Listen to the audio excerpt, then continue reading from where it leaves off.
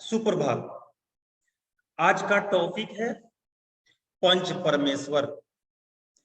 पंच परमेश्वर जो प्रेमचंद्र द्वारा लिखित ये प्रचलित कहानी, ये कहानी पंच परमेश्वर ये प्रेमचंद जी का है। तो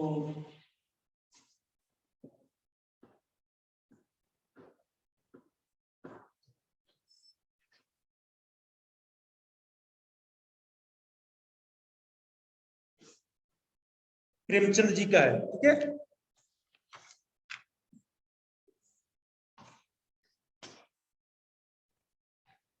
ये कहानी बहुत प्रचलित है। प्रेमचंद की ये कहानी उनको 300 से अधिक कहानियां लिखी हैं। उसमें पंच परमेश्वर, पूस की रात, दो बैलों की कथा, ये सब बहुत प्रचलित कहानी है और इसमें आपको बहुत अच्छी सीख मिलेगी। तो हम चलते हैं अपने टॉपिक की ओर। पंच परमेश्वर यानी पंच निर्णय करने वाले परमेश्वर के समान होते हैं। निर्णय करने वाले परमेश्वर के समान होते हैं। जुम्मन शेख और अलगू चौधरी दोनों बहुत पुराने मित्र थे। उनकी मित्रता बचपन से चली आ रही थी। उनकी मित्रता बचपन से यानी जब वो छोटे थे तब से उनकी मित्रता थी। एक साथ पढ़ना, एक साथ खेलना, एक साथ विद्यालय जाना, घूमना फिरना, यानी जो दोस्तों के बीच होती है दोस्ती, वैसी दोस्ती थी, बचपन से थी। दोनों साथ साथ खाना खाते थे, साथ साथ पढ़ते थे, इकट्ठे खेलते थे। दोनों पर इतना विश्वास था, दोनों पर एक दूसरे पे इतना विश्वास था, बड़े भी हो गए तो इतना विश्वास था कि दोनों कभी मान लीजिए जुम्मन शेख हज पर जाते तो अपना घर बार अलगू चौधरी को सौंप जाते थे, और अलगू चौधरी कोई तीर्थ यात्रा पर जाते तो अपना घर बार जुम्मन शेख को सौंप जाते थे। दोनों दो धर्म के होते हुए भी किसी प्रकार का आपस में मतभेद नहीं था, भेदभाव नहीं था। हिंदू मुस्लिम होते हुए भी दोनों में धर्म को लेकर कोई भेदभाव नहीं था। जुम्मन शेख की एक बूढ़ी मौसी थी। जुम्मन शेख की एक बूढ़ी मौसी थी। उस मौसी के लिए जुम्मन शेख के अलावा कोई नहीं था। जुम्मन शेख के पास मौसी रहती थी। मौसी के पास कुछ जमीन वगैरह थी। मौसी से जुम्मन बोला कि मौसी अपना जो जमीन है वो मेरे नाम कर दो, पता नहीं तुम कब गुजर जाओगी, चली जाओगी दुनिया से, हम तुम्हें आजीवन जब तक रहोगी सेवा करते रहेंगे। मौसी को जुम्मन की बातों पर विश्वास हो गया। मौसी ने अपनी सारी जमीन जायदाद जुम्मन शेख के नाम कर दी। पर हुआ उल्टा। जब तक मौसी का जमीन उनके नाम रहा, जुम्मन शेख आदर सत्कार खूब किया, खूब खिलाता पिलाता था। पर जैसे ही मौसी ने अपनी सारी जमीन जायदाद जुम्मन के नाम कर दी, सारा आदर धरा का धरा रह गया। जुम्मन की पत्नी करीमन मौसी के साथ बुरा व्यवहार करने लगी। न समय से खाना देती, न पानी देती, रोज दो रोटी के साथ गाली गलौज, दो रोटी खाने को देती लेकिन उससे भी गाली गलौज करती थी। मौसी परेशान हो गई। मौसी कहती थी जुम्मन से, जुम्मन देखो तुम्हारी पत्नी मेरे साथ कैसा व्यवहार करती थी। पर जुम्मन अपनी पत्नी को कुछ नहीं कहता। जुम्मन और सोचता था कि किसी तरह बुढ़िया से पीछा छूट जाए, बुढ़िया एक कहीं चली जाए। बार बार मौसी के कहने पर जब जुम्मन ने नहीं माना,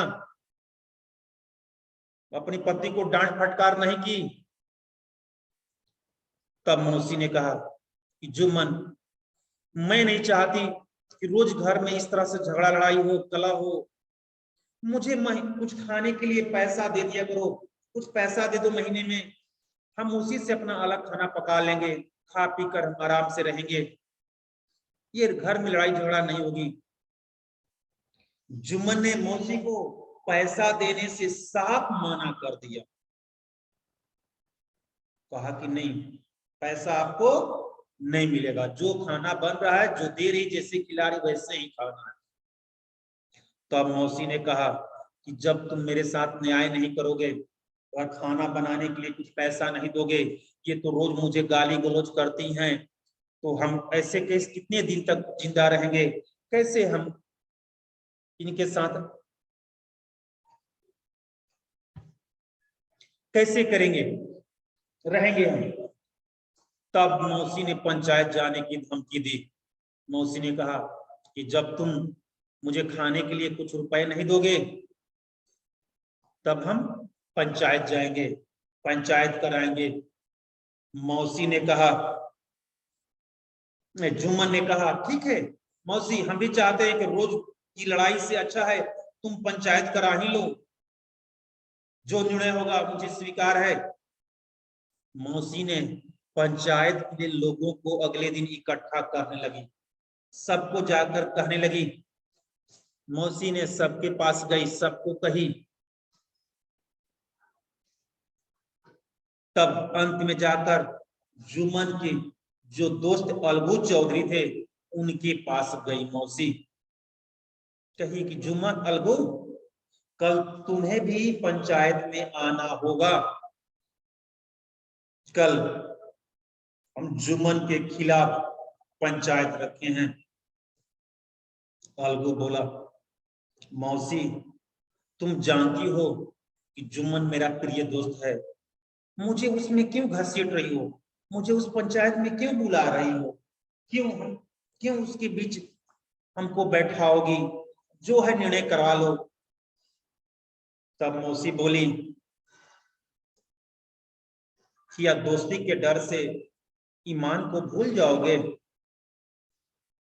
क्या दोस्ती के डर से ईमान को भूल जाओगे, ईमानदारी नाम की कोई चीज नहीं है, न्याय नहीं सुन सकते हो।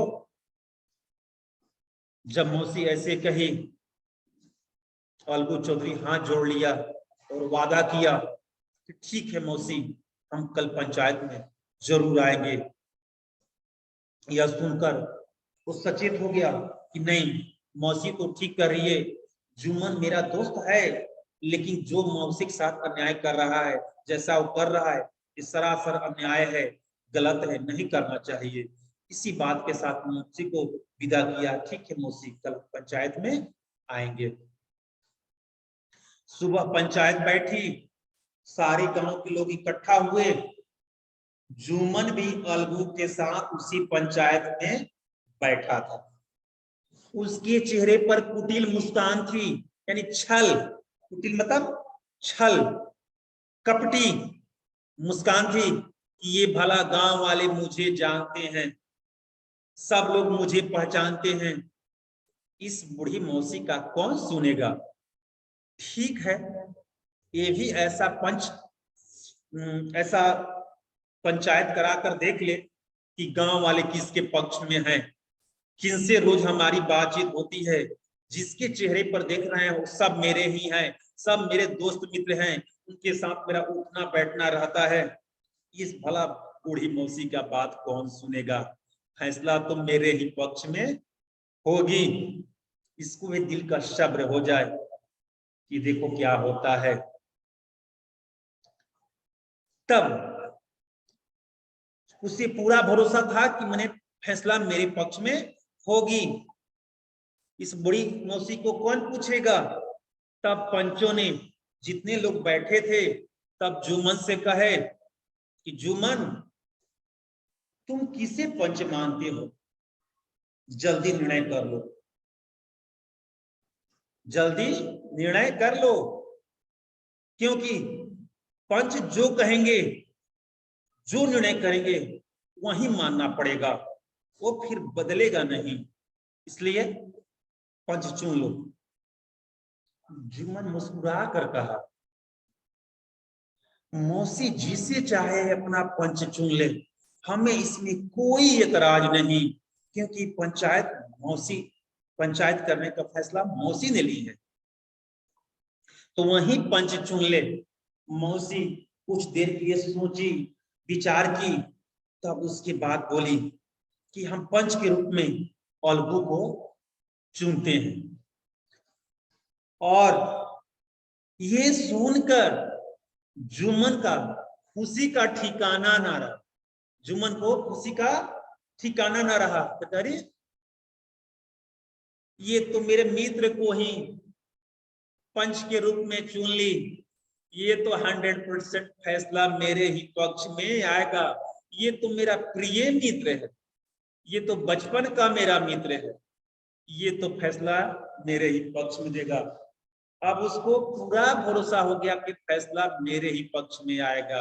100% उसको भरोसा हो गया कि फैसला मेरे पक्ष में होगी। अब अपने फैसले पर उसे थोड़ा भी संदेह नहीं था। पर अलगू चौधरी अपना नाम सुनकर असमंजस में पड़ गए, यानी दुविधा में पड़ गए। वे सोचने लगे कि मौसी यहाँ बुलाकर मुझे कैसा धर्म संकट में फंसा दी। ये जान रही हैं, इन्हें तो पता है कि जुम्मन मेरा दोस्त है, और यहाँ पंचायत में बुलाई और मुझे पंच बना दी। वो सोचने लगे अलगू चौधरी कि अगर हम जुम्मन के पक्ष में फैसला देते हैं तो पूरे गांव वाले के नजर में हम गिर जाएंगे। अगर मौसी के पक्ष में फैसला देते हैं तो एक मुझसे नाराज हो जाएगा, जो मेरा बचपन का प्रिय दोस्त है। पर एक बात उसे दिमाग में आई, अलगू चौधरी के दिमाग में आई कि न्याय की गद्दी पर बैठने पर दोस्ती और रिश्तेदारी को भुला देना सही होता है, उचित होता है। हमें दोस्ती और रिश्तेदारी को भुला देना चाहिए। ये सोचकर तब बोला कि मौसी आप अपनी पूरी बात मुझे सुनाइए, उसके बाद हम निर्णय लेंगे। मौसी ने सारी बात फिर से अलगू चौधरी को सुना दी, सब कुछ बता दी, सब कुछ बताई। मौसी ने सारी बात अलगू चौधरी को बता दी। सब लोग, गांव के जितने लोग थे, निर्णय सुनने को इंतजार में थे, तत्पर बैठे थे, तैयार बैठे थे कि अलगू चौधरी क्या फैसला देते हैं। सबके मन में थोड़ी बहुत दुविधा हो रही थी कि ऐसा ना कि बूढ़ी को न्याय न मिले, इस बूढ़ी को न्याय न मिले। शायद अलगू चौधरी जुम्मन का मित्र है, आज उनका विचार जान जाए, गांव वाले सब जान जाए। तब अलगू चौधरी ने अपना फैसला सुनाया। कहा, जुम्मन शेख, उचित यही है कि तुम माहवारी खर्च, महीने में जो मौसी का पैसा मांग रही है वो देते रहो। अगर तुम्हें खर्च देना मंजूर नहीं तो इस भरी पंचायत में जो जमीन का कागज है, मौसी का जमीन का कागज तुम रखे हो, वो अभी लौटा दो। यही मेरा अंतिम फैसला। यह फैसला सुनकर जुम्मन को बड़ी हैरानी हुई और गांव वाले अलगू चौधरी को शाबाशी दिए और कहा, इस न्याय संगत फैसला को सुनकर सब लोग खुश हो गए और सब लोग कहा, पंच परमेश्वर की जय। मैंने कहा कि पंच सही फैसला किए। लेकिन जुम्मन को लगा कि अलगू ने गलत न्याय किया है। वो मेरा दोस्त था, दोस्त के साथ ऐसा न्याय नहीं, मैंने अन्याय किया है, ऐसा फैसला नहीं करना चाहिए था। उसे फैसला मेरे पक्ष में करना चाहिए था। लेकिन अलगू ने जो किया था वो सही किया था। वो दोस्ती को नहीं निभाया, लेकिन जो उसको पद मिला था उसको, उस कर्तव्य को निभाया। अलगू, जुम्मन शेख अलगू से नफरत करने लगा। और बदला लेने की ताक में रहने लगा कि रुको रुको, कि आज मेरे साथ ऐसा किया है अलगू चौधरी, इसका बदला हम उससे लेंगे, हम उससे बदला लेंगे।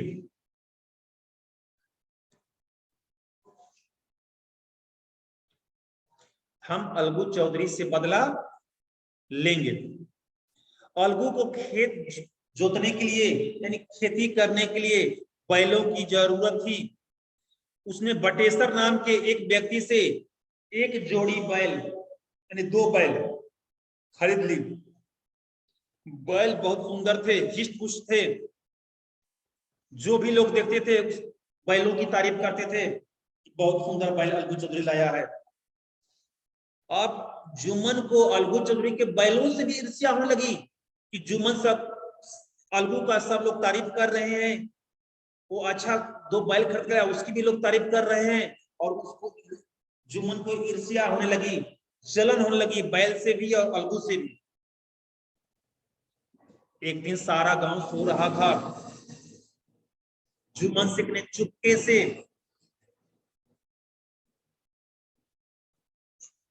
अलगू के घर में गया और उसके बैल के नाद में जहर डाल दिया।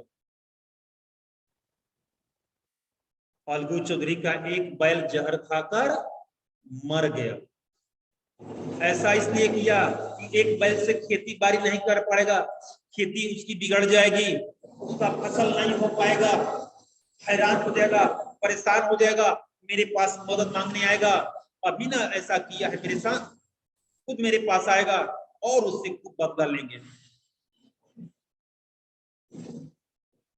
लेकिन अलगू चौधरी समझ गया, अलगू चौधरी समझ गए कि ये ऐसा मेरे साथ कोई नहीं कर सकता है जुम्मन के सिवाय।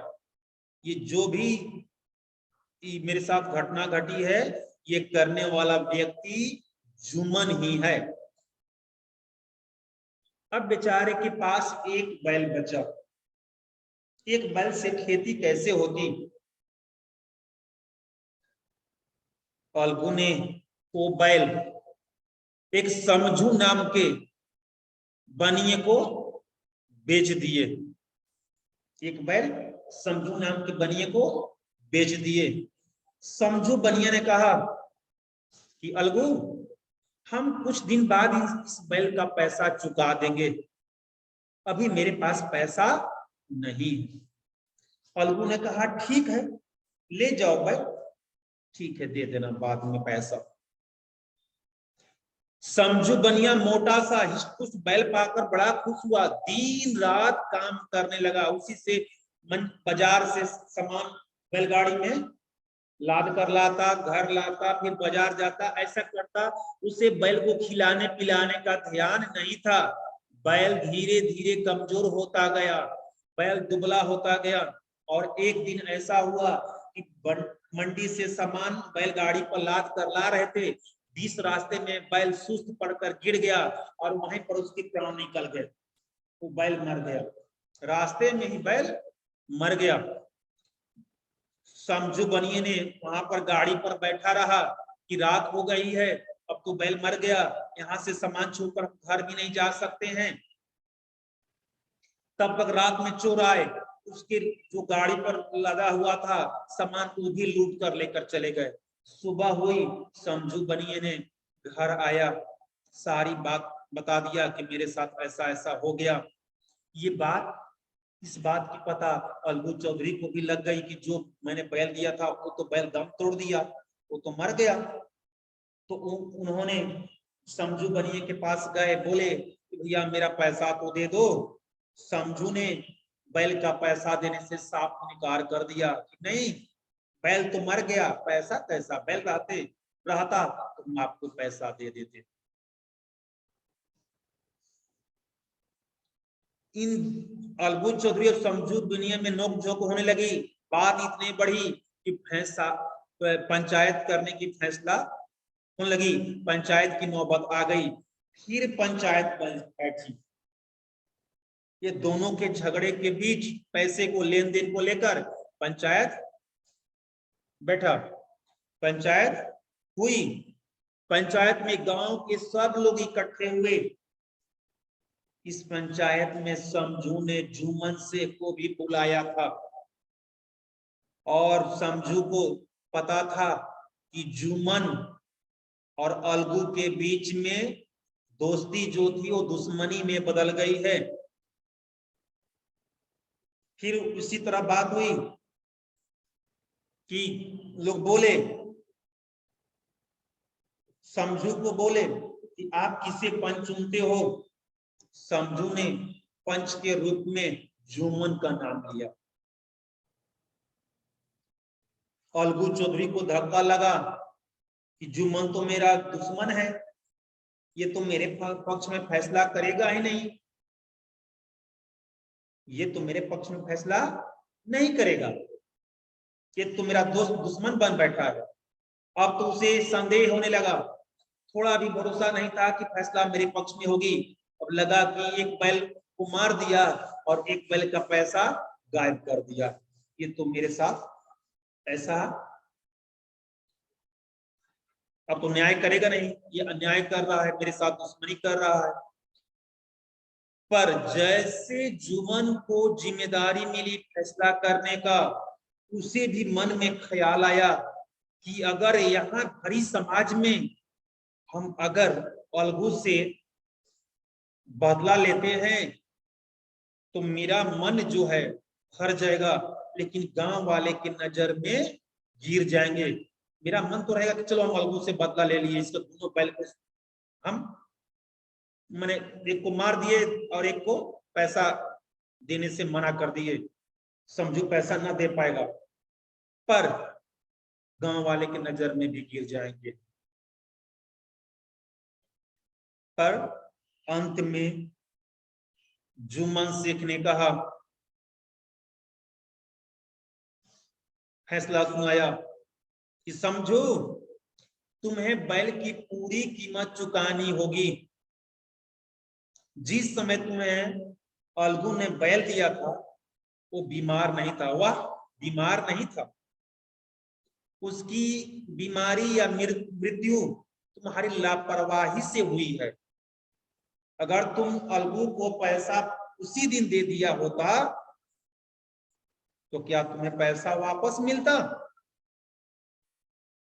यह फैसला सुनकर सभी लोग जगह से उठ गए और जयकार लगाने लगे, पंच परमेश्वर की जय, पंच परमेश्वर की जय। सब लोग सही न्याय संगत फैसला सुनकर सब लोग यही जयकारा लगाने लगे, जय जय करने लगे।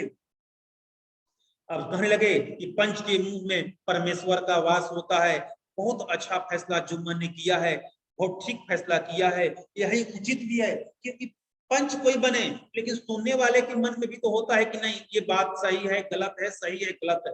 जो एक तो निर्णय करने के लिए, सुनाने के लिए किसी को आगे कर दिया जाता है, लेकिन सुनने वाले तो सब होते हैं और उसमें उनके दिमाग में चलती है कि किसका गलत है किसका सही है, लेकिन सब लोग कह नहीं पाते हैं। एक को लोग मान लेते हैं कि नहीं यही जो कहेंगे सारे लोग तो मत को सुनकर वही उचित होगा। ये फैसला सुनकर अलगू फूला न समाया, वह अपनी जगह पर उठकर फिर से बोला कि पंच परमेश्वर की जय। गांव के सभी लोग जुम्मन की प्रशंसा करने लगे, पंच के मुंह में परमेश्वर का वास होता है, इसे कहते हैं न्याय। सब लोग कहने लगे। जुम्मन अलगू के पास आया, इतना कहने के बाद जुम्मन अलगू के पास आया, दोनों एक दूसरे को पकड़ लिए, गले से लिपटकर रोने लगे, दोनों रोने लगे, दोनों एक दूसरे को पकड़ लिए और रोने लगे।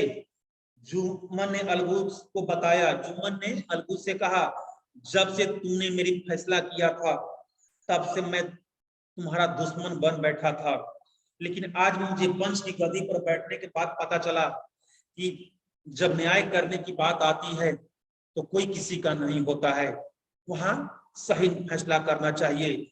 जब मुझे ये फैसला करने के लिए मुझे चुना गया तब मुझे समझ में आया कि मुझे पंच के जुबान में ईश्वर का वास होता है। अगर आप वहां गलत निर्णय करते हैं तो सारे समाज के सामने आप झुक जाते हैं।